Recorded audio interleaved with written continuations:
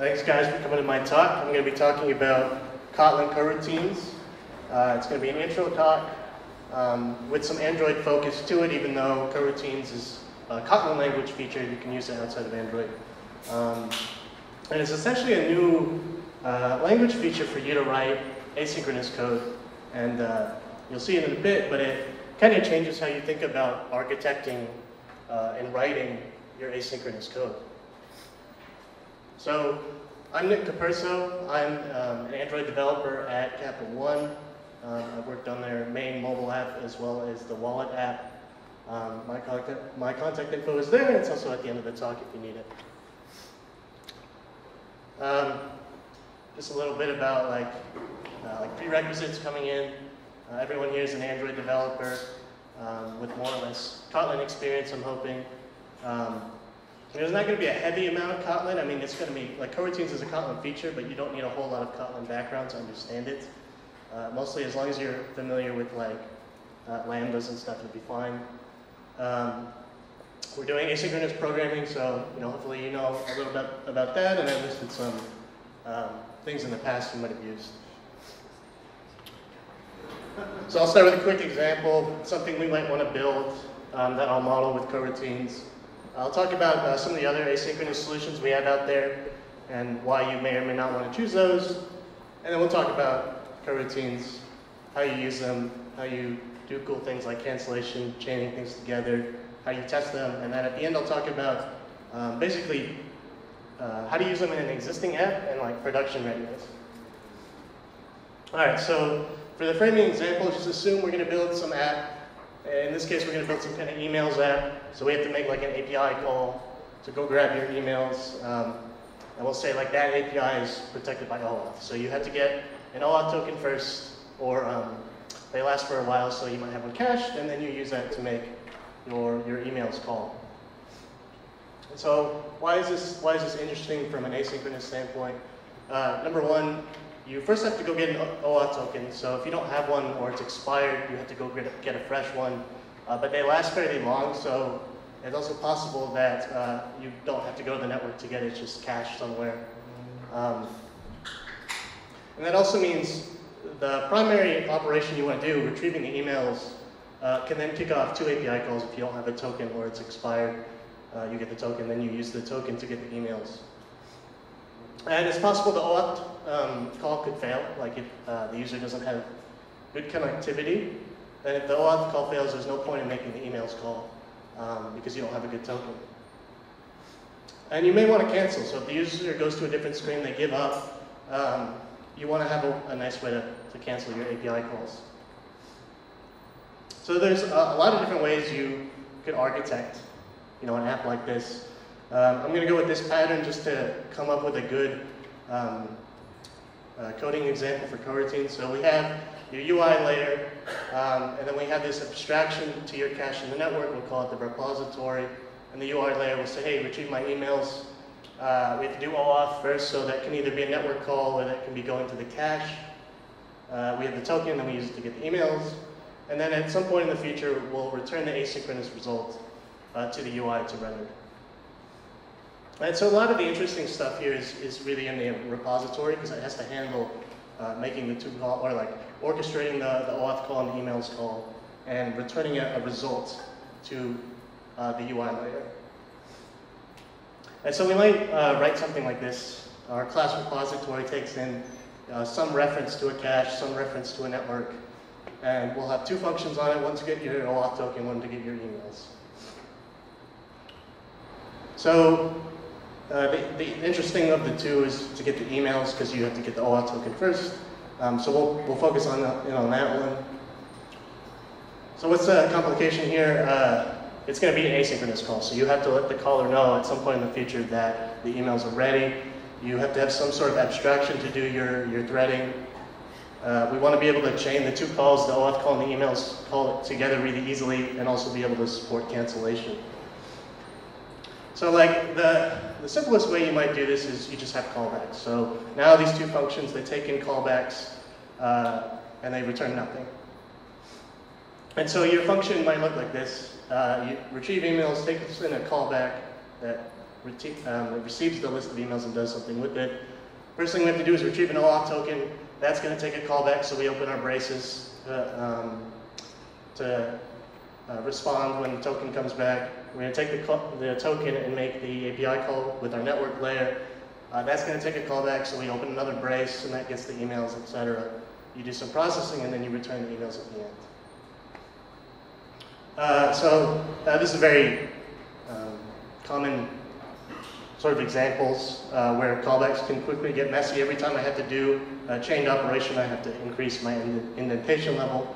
I also don't have any error handling here yet, but you might have like a on error callback or something like that, or a data wrapper, so this can get very messy very quick.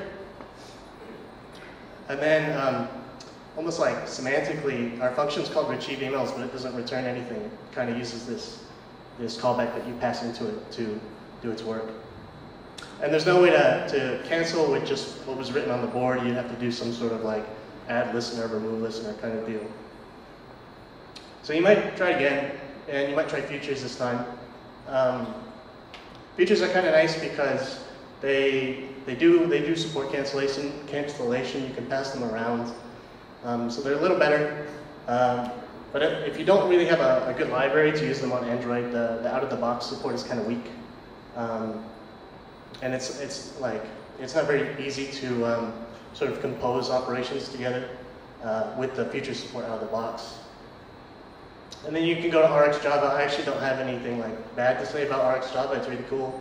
It's very powerful. You have cancellation, you have thread pools, error handling, etc. A lot of people slide it for the high learning curve, but it's a good solution too. And so if you're an RxJava guy and you come out of this talk about coroutines and you want to compare and contrast the two, I have links at the end of the talk. And so I want to talk about, obviously, coroutines for the majority of the talk. I didn't actually know what a coroutine was before I heard about it in Kotlin, but it's not like a Kotlin. It wasn't invented for Kotlin. It's a sort of a generic abstraction. I have the Wikipedia definition here. It's a program component that has multiple entry points and can suspend and resume execution at certain locations. So what does that really mean for us? We're going to call that, you can think of it like a function or a thread that can stop executing at any point in time. We'll call that suspending. And it can resume where it left off later. So if you're halfway through executing your function, we're just going to assume that we can stop and then come back to it later, which implies you have some state that's kept to remember how to start back up your function in the middle. All right, keywords, it can suspend, it doesn't have to, but it has the ability to do that, and it has the ability to pick back up later. So this is contrasted a lot with blocking functions. So when we say function is blocking, that means your thread cannot do any other work while the function is just sitting there spinning. When we say it's suspending, though, it's not executing. It's not scheduled to run on your CPU or whatever. So in the meantime, while your function is not doing anything, it's suspended, we can actually execute something else on the same thread. And then when your function is ready to resume execution again, it can get scheduled back onto your thread. Because they have this nice feature that you can stop and resume execution, you can have a single thread potentially do more work. You'll see this in a bit, but you'll be able to write asynchronous code that kind of looks and executes like sequentially. You won't have to worry about callbacks and things like that. That leads to a lot of benefits because it looks like the code that we're used to writing normally. It's easy to write, maintain, and test. And so I wrote, here's like the sequential version of the function I had at the beginning. It's retrieve emails. Now we're going to return the list of emails directly. First line is we're going to retrieve our OAuth token. We're going to assign it to a variable. Then we're going to get our emails and assign that to a variable and return the emails. So this is sort of like that function just sequentially for now. So if you were to write something like this today, your code would block at this point and this point, I suppose. But let's assume that we can run this function as a coroutine. So how does that change the execution of your function? So the function gets called. We have to go get our token. In today's world, this is just a blocking call. So your thread would sit here and spin until your token comes back. But what happens in Coroutine's world is we hit this line instead, so we're executing this function now as a coroutine. And what happens at line 3 is instead of blocking, we will suspend the execution of this function from the thread. So we'll just say, hey, we'll suspend, and we'll remember that we were at line 3. And then the function goes dark, and it's just not executing while the network call is being made. And that means the thread is free to do something else. Maybe we want to kick off like a profile picture call or something to display on the app or whatever. But you can do something else in that little bit of time. At some point in the future, the OAuth token will return. And so this function is ready to start back up again. And so we've resumed execution from line 3. We continue from there. Same thing for our emails. We're going to go call the emails API with the token. That's going to suspend. We'll wait for some bit. Maybe there's nothing else we want to schedule on this thread. And then we can resume, and we're going to resume on line 6. So line 3 does not get executed again. And you can continue from there. So it gets assigned to the variable emails. We can do whatever processing we needed to. And then you can just have your return statement at the end. Because overall it did run sequentially just with some little breaks in the middle.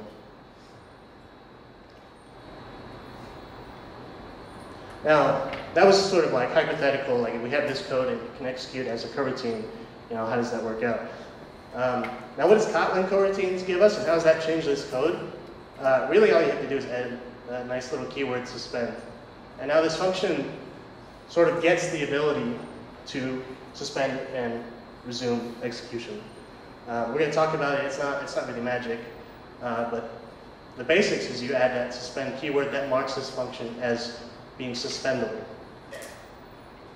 So how would you get started with coroutines? There's a Gradle dependency for it.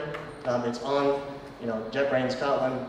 But the other thing you have to do is coroutines is technically what's called an experimental feature. So if you use it in your app, like the code that you're writing will be flagged with warnings. It's saying you're using experimental code. So if you need the warnings to go away, you have to opt in. Kotlin experimental coroutines enable. And I'll talk more about that on the end. So the first thing you get with coroutines is you get this new keyword called suspend. And it enables you to mark functions that can suspend, for example, do an asynchronous action. As you saw, because the function executes sequentially, you can have a return statement at the end, so they can directly return data. And we're going to talk some more about coroutines, but you won't have to worry about like, oh, okay, suspend on line 6 and then resume later. That's all going to be handled for you, the scheduling side of things, by the dependency. There's some generated code that gets created, I believe, under the hood that handles the, like to resume at certain points. Now there's a catch, and the catch is suspend functions can only be called from other suspend functions. So then there's a question, how do you call the first one? But just to see how that would look, that would change things here. Retrieve emails we want to be suspendable. That means our OAuth token, which is going to be called, needs to have suspend on it, and so does the emails API. So all 3 of those can stop and resume execution. And that makes sense because if the OAuth token call is going to be suspending, and the retrieve emails call calls that, it's also going to have to suspend. Now, if you were to write that in your IDE, because you're now writing code that looks like this, it's harder to tell, okay, what is actually going to suspend and what's not. So the IDE puts these little icons in the gutter there where the line numbers are, the arrow with the squiggly, and that lets you know that this line is a point where the code may suspend execution. And you're not limited, you can do anything else in the suspend function. You're not limited to just doing suspending calls.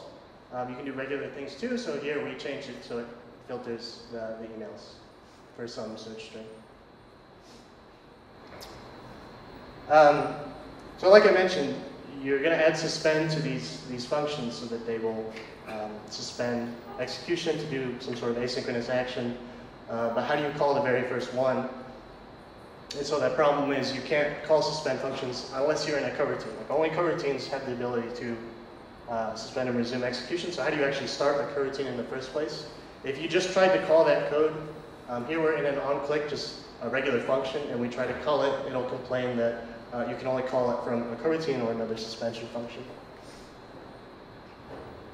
So how do you start the first one? You use what's called Coroutine Builders. So you use a coroutine builder to start a coroutine, kind of like starting a thread, and now that coroutine can now call suspension functions. So how do these builders work? They all have basically one required parameter, which is a lambda that you pass to it. And it takes the lambda, starts a coroutine, or launches a thread, and then it will execute that lambda that you pass it as a coroutine. So while you're inside of the lambda, you can call your suspend functions. There's three of them I'm going to talk about, launch, async, and runBlocking. Those are the main ones you'll use with coroutines. So the first one, launch, it's fairly simple. You call launch, you pass it a lambda, and you can think of it as starting a thread to run your lambda as a coroutine, so it can suspend and resume execution. So here's our onClick. We want to retrieve the emails. So we'll call launch. There's only one required parameter, which is a lambda, so you don't have the params. You can just open braces. And then while we're inside of the lambda, we can call our suspend function. So we can say, hey, retrieve the emails. We can do something with them. We can update the UI after they come back.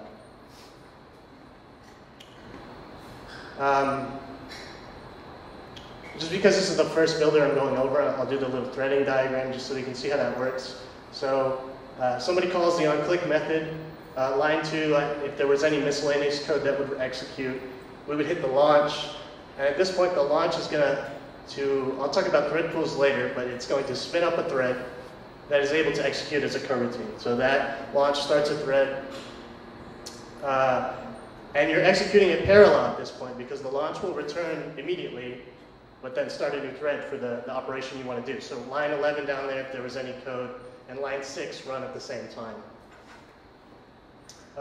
It's a suspension function, so this thread will suspend execution. We'll go get the emails.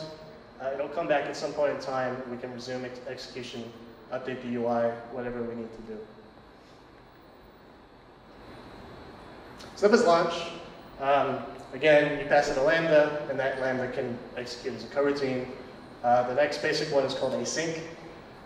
If you've worked with futures or promises, this is sort of the parallel in coroutines world. So async, same deal. You call async, you pass it your lambda. The lambda runs as a coroutine. You can call suspension functions. But in this case, the block actually returns an object to represent the data that will eventually be resolved by the block. So we can assign it to a variable. It's just like doing a future. So we have async, we're going to call the emails, that's going to get wrapped up into this deferred object, and you can use it like a future. With a future in Android Java, you would call that get. When you're finally ready for the data, you call get, which is a blocking call. For coroutines, you call await, and await is a suspending call. So in this case, we had our pending emails. I actually need them at this point, so I called that await. It's a suspending call, which means you need to call it from within a coroutine. So we call launch. Then we can wait. We can wait for however long the emails take to come back, and then we can do something with them. Now, this is also useful in comparison to launch in a couple scenarios. In this case, we want to kick off 2 API calls at the same time. And then at some point in the future, we say, okay, now I want to wait for both of them to come back. But I want to start the 2 API calls in parallel. So in this case, I do 2 asyncs, and I assign the pending data to a variable. So those will kick off two threads, I suppose. We'll talk about threading later. But it kicks off 2 threads to make the 2 calls. And then later, at some point in the future, I say, okay, now I want to wait for both of them to come back before I move forward. This is just the same thing, just collapsed. Await is a suspending call, so you do have to wrap that in a launch so that you can wait for them when the time is ready. You really only need the launch for the await parts, but you could do it like this too. And just to compare it, it's different than if you just did this. So we have the 2 asyncs to retrieve the emails and the profile pictures. If you didn't have the asyncs there and you just did something like this, that's going to execute sequentially. So you'll retrieve your emails, that'll block, or it'll suspend. Then when they come back, then you'll get your profile picture. Whereas what we wanted to do before is we want to kick off both calls at once in parallel and then wait for them to come back. So just to compare it. Final one is called runBlocking. The naming is kind of self-explanatory. It works like the other ones. You pass it a lambda. And the way this one works is while you're inside the lambda, you can still call your suspend functions, but you're going to block the calling thread until your coroutine is complete. And there's some use cases for this. Sometimes you want to call maybe our emails are cached, so we know, it's not actually going to suspend, so it's kind of safe to do a runBlocking here. But there are other use cases for it later, but you may just want to drop into a coroutine real quick, do something, and then get out and continue the code sequentially. So while the runBlocking executes, any code that was below it would not run until it completed. So that's sort of the flow that you do. You start in a non-suspend function, your activities, your presenters, your emails, or whatever, and you want to call some suspension functions to do like an asynchronous action. So you start a coroutine with a builder, the builder calls your suspension functions, and then you go from there. So now I want to talk about some of the more interesting features about coroutines. So you're going to use a new asynchronous library. What are the other things you need about it? You need to know how do you use thread pools? How do you cancel calls? How do you handle errors? How do you unit test them? So I'm going to go over each one of those now. We'll start with thread pools. So if you've ever worked with like an executor service, or you just have your own thread pool, Coroutines also has an abstraction for thread pools. It's called a dispatcher. And you can supply it with any of the builders. So the way it works is you call launch or async or whatever. And one of the optional parameters is the dispatcher to use, essentially. So you can say, okay, use this thread pool or that thread pool. There are a number of built-in thread pools that come with a dependency. And one of them is called the common pool. This is the default. So if you do a launch, in this case I did launch, you can pass it a thread pool. In this case we're going to pass it the common pool. But the common pool is also the default. So if you don't have it there, if you just have the launch, it's going to use the common pool. Now I want to note that the common pool is a fixed size. It's your number of your processors on your device, or cores or whatever, minus 1. And that's kind of subtle because if you're not aware of that, and you're using, you just have launches and asyncs all over the place without any thread pools, they're going to draw from a pool of this fixed size. That also means if depending on what kind of devices and how old you support for your app, it means on your single and dual core devices, you're only going to get a single thread for all your coroutines to work off of. And that can be a headache if you hit like a deadlock on like specific devices because you weren't aware. So that was a big gotcha for our team. But just to be aware, that's of size not processors minus 1. Solution is not to use it. You can also like define your own thread pool, which I'll show, and then just use that. So there's two ways you can have your own thread pool. One is if you have an existing thread pool in your app from like an executor service, there's a built-in extension function as coroutine dispatcher that will convert basically an executor to a coroutine dispatcher. So if you have an existing thread pool, you can use that. In this case, we converted the async task thread pool to a coroutine dispatcher. You can also just create your own. So in this case, there's a number of functions that you can use to create your own coroutine dispatchers.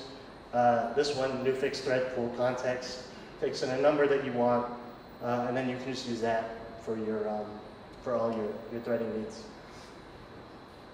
So now that I talked about thread pools, I did want to come back and revisit this point that you can do more things on a single thread, and maybe you couldn't if it was blocking.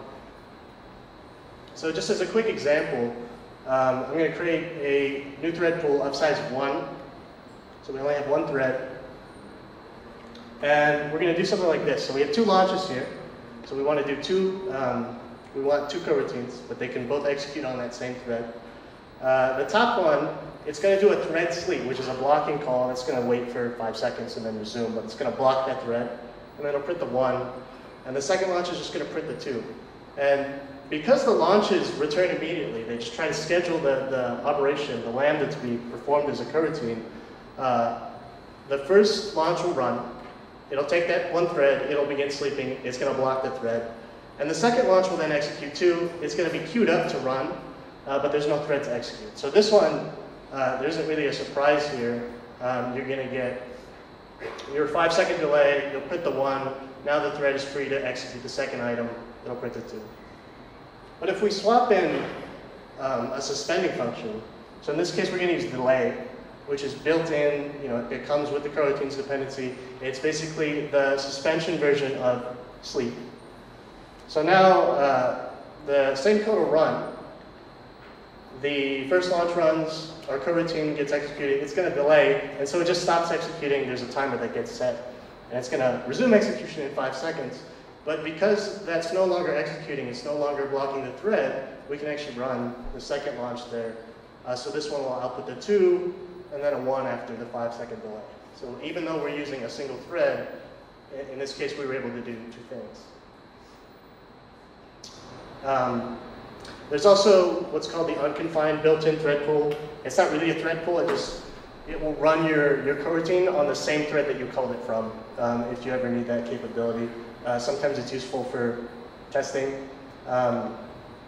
It's called unconfined because it's gonna run on the thread you called it from, but it's not gonna mandate that you come back to the thread if you do any thread switching within your coroutine, which we'll talk about in a bit.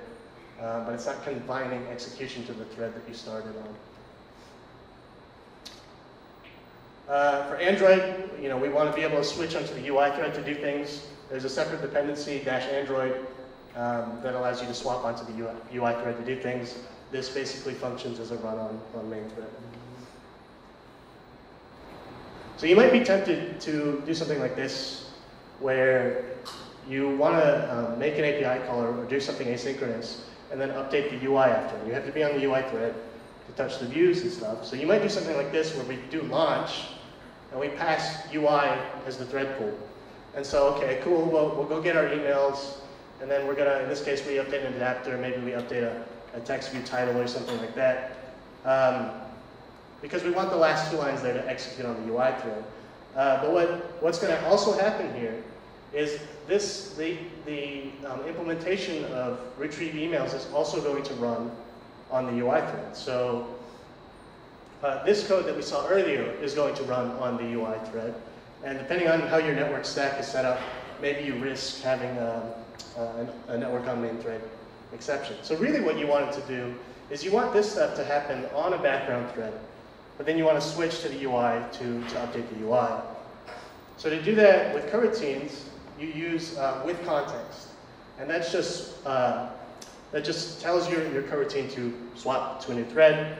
So in this case, we have a launch with no thread pool, so that uses the common pool. We'll retrieve our emails on the background. When they come back, then we'll switch to UI, and then we can touch and update the UI. Cancellation. So cancellation is supported by coroutines. All the builders, essentially they return, we saw async returns a defer. But basically, all the builders return an object that you can use to cancel the coroutine with, and also check the status. So launch, it returns a job, which just is used to track whether or not the coroutine is running, and also cancel it. Async, we saw return to deferred, but you can also cancel from that object. You can also check the status of your coroutine. Is it still active? Has it completed? Was it already canceled? You can check that from that object that's returned. How does cancellation actually work? So when you cancel, what happens is your coroutine, the lambda that you're running, gets like a signal that it's time to cancel. And your code that's running needs to be able to understand, okay, I need to exit. So if you're using any of the built-in suspend functions, await, delay, there's a couple other ones, but those ones know how to cancel gracefully. So if you're suspending on an await, or you're suspending on a delay or whatever, and you cancel the coroutine, it will exit at that point in time, and it will not execute the next line. So we can kind of see that like this. So we have 2 launches again. The top launch, we're going to save off the variable job. and we're going to cancel it in the second coroutine after 3 seconds. What it's going to do is it's going to loop 5 times, waits, delays for 2.5 seconds, and then prints test. The second one will wait 3 seconds, slightly longer, and then cancel the top job. So in this case, the first delay runs, and we don't have a thread pool here, so we're just assuming common pool. The first delay runs 2.5 seconds, sure, prints the test. It starts the second delay, and then 500 milliseconds in, it will receive the cancellation, and it will exit at that point. It will not print the test again. Now, if you're doing computation, so you're not doing suspend functions, you use the launch to start a thread, and you want it to do, you're just doing some computations or something that takes a while without suspending, then you're responsible for canceling out if that's an option. And you can do that by checking this built-in flag that you get while you're within the Lambda here, because it's technically a Lambda that runs as a receiver, I think. But you can check is active, and it's very similar if you've ever done like a long-lived thread that just loops and does something. You have a check at the top of your loop to know when to exit. You can do that with coroutines too. So that's what we did here, and I've replaced the delay with a blocking sleep because that's not going to understand coroutine cancellation. So in this example here, waits 2.5 seconds, prints test, it hits the second sleep again, and then 500 milliseconds, this coroutine is canceled.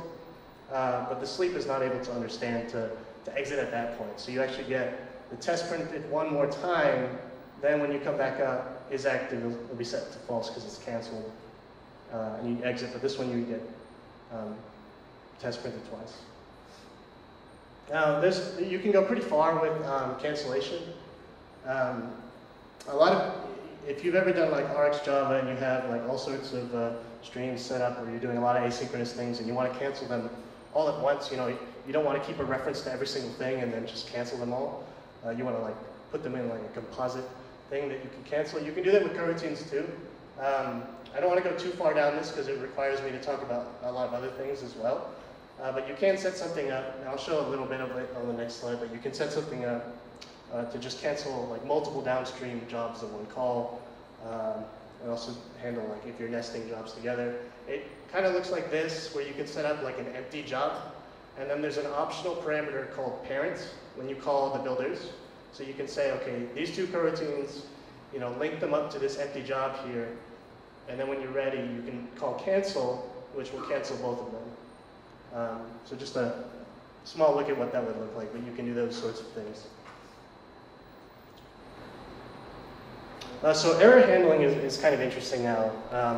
You're not using callbacks, so you don't have like an on-error callback or an on-success callback. You're just returning data. But you want to be able to notify your caller about errors that occurred. I think there was a similar thing in the Firebase talk this morning. Basically, same solution. You want to come up with some kind of data wrapper to either represent a successful operation or a failed operation. What we like to use is the sealed class for this. So we have a sealed class result, which can either be a success or an error. If it's a success, it has your data. If it's an error, it has the exception. And you can unravel it using a when statement, and you get the smart cast. So you can just access the exception or the data within the when statement. You can write little helper functions on success, on error if you want. But that's what we use. That would mean you now change your suspension functions to return a result. But that way you can handle your errors if you need to. So I'll talk real quick about testing. So it's a really cool benefit of coroutines being allowing you to write sequential code, means that you can test it in the same way. So in this case, we're going to make 2 API calls and we're going to return a list of emails. We can unit test it, without worrying that it's going to like suspend execution. So we can do something like we'll mock an email list, we'll stub out our network to return the mock email list, and then we'll assert that if we ask our repositories for the email, we get the fake email list. You could do a verify or whatever here too. There's only a small caveat because you are still calling suspend functions. Even though it's in a test, you're still not exempt from the rule that you have to be in a coroutine to call suspend functions. But this is one of the, and if you try, you'll get the same error that you would in normal code. This is one of the use cases for runBlocking because we want the entire test and all the coroutines to execute before we end the test. So you can wrap your test in a runBlocking, and now you can just write your test as you would normally. I believe runBlocking, there's only one thing. runBlocking, if you look at its function signature, it has I think it has a generic return type, so it's not guaranteed to return unit, and your tests need to be void, or return void or unit. Otherwise, the test runner will throw. So you can write yourself a little helper function, test suspending, I call it. You pass in your test as a lambda, and then you call runBlocking, but you mandate that the return type is unit, so the generics work out. Otherwise, you would get, your test function should be void. And then, no difference here, we just swapped out runBlocking for test suspending or whatever you want to call it. Some other notes. So your coroutine dispatchers, like your thread pool, you want to make sure you keep that somewhere centralized in case you need to swap it out during tests. Something like a graph usually works out for this dependency injection. You may need to replace it with unconfined, which means that your coroutine runs on the calling thread, which would probably be your test thread for the most part. If you need that, you can swap in that the unconfined pool. For Espresso, you can swap in the async task thread pool if you convert it to a dispatcher, and that allows Espresso to wait on your coroutines for UI testing. If you want to use coroutines in an existing app, what are some ways you can transition? If you have thread starts, those can just convert over to launch, and then you get a little bit of a benefit because the launch is going to use a thread pool instead of just starting a new thread every time. If you have executors, you can convert those to dispatchers, as we saw earlier. Then execute becomes launch, and submit becomes async. Some of the existing libraries have started to offer coroutine-based adapters. So if you use retrofit, you want to be able to call those from a coroutine and get back your deferred or whatever. Jake Wharton wrote a deferred adapter for retrofit, so now you can use that and call it from your coroutines. A lot of times you may want to adapt an existing library. Let's say you're using a library that uses callbacks to return data to you, and you want to call it with a coroutine, so you want to get rid of the callback. If you ever have that situation, you want to write your own, basically an adapter for coroutines. Look up the suspend coroutine function. I don't really have the time to go into it, but if you have that situation, it's very easy to use. It basically allows you to manually say, okay, suspend this function now, and then when I get my callback or whatever, I can say, okay, resume the coroutine. So it gives you that little bit of manual control over suspending and resuming your coroutine. There's a video here by Roman Elizaroff at JetBrains about how to use it, and it's really good. And the last thing I wanted to talk about is, so coroutines is an experimental feature, but the tech lead at JetBrains, Roman Elizaroff, I just mentioned, he's the tech lead on coroutines. This is a nice little quote. Cannon should be used in production. At Capurso 1, we've actually released to production with coroutines, and I haven't had any problems that I can think of, so I'm really happy with them. He's saying that Cannon should be used in production, but why are they more experimental then? So some of the things he said is experimental means they can release like a lot of new stuff, but in small updates, which you kind of, I guess, don't have the luxury of if you're stable. So he can add a bunch of new functionality with little releases. They have maintained that any new updates to coroutines will always maintain backwards compatibility. So if you go use them today, and which they're not at 1.0 yet, I think it's 0.23 or 24, but at the point they reach 1.0, you'll still be able to use the old stuff. It may get deprecated or whatever, but you can still use it if you were to start today. And they do mark, there are like functions that you can call that are annotated with like unstable or work in progress, so that you're aware of things you have to be a little bit more careful about using. If you're interested in hearing about him talk about more about production usage. There's some links for you. I wrote a blog post about a lot of things that I wish we had learned at Capital One about coroutines before that we only got after we used them for a while. So I wrote up all the little subtleties there. You can check it out on Medium. If you're an ArcJava guy and you want to see the comparison with coroutines, it's a talk on its own, but coroutines support streaming. So you can set up things like observables and stuff with coroutines. My coworker Manuel gave a talk at DroidCon Boston, but I don't think they published the video yet, so I've linked his Medium post here. But he did speak at Boston, so that should be coming soon on YouTube. Roman Elizarov's talk at Kotlin Conf last year were really good. So if you have not seen them, highly recommended if you're interested in coroutines. He does an intro talk and also a deep dive of how it actually works under the hood. The GitHub's guide is really good for getting started. It's really detailed. And then if you need more information about cancellation. So that was my talk. I have my contact info here. We talked about, basically this just says coroutines are really cool, you should check them out. And I believe that's it. Capital One's always hiring Android devs. If you're interested, you can ping me. My team is actually looking for a tech lead and a senior engineer, and the stuff we work on is 100% Kotlin. So if you're interested in that, contact info is at the bottom. Please come talk to me if you've never used coroutines and you're interested, or if you've used coroutines and I'd love to hear other people about how they're using it and how happy they are. Yeah, thanks for listening.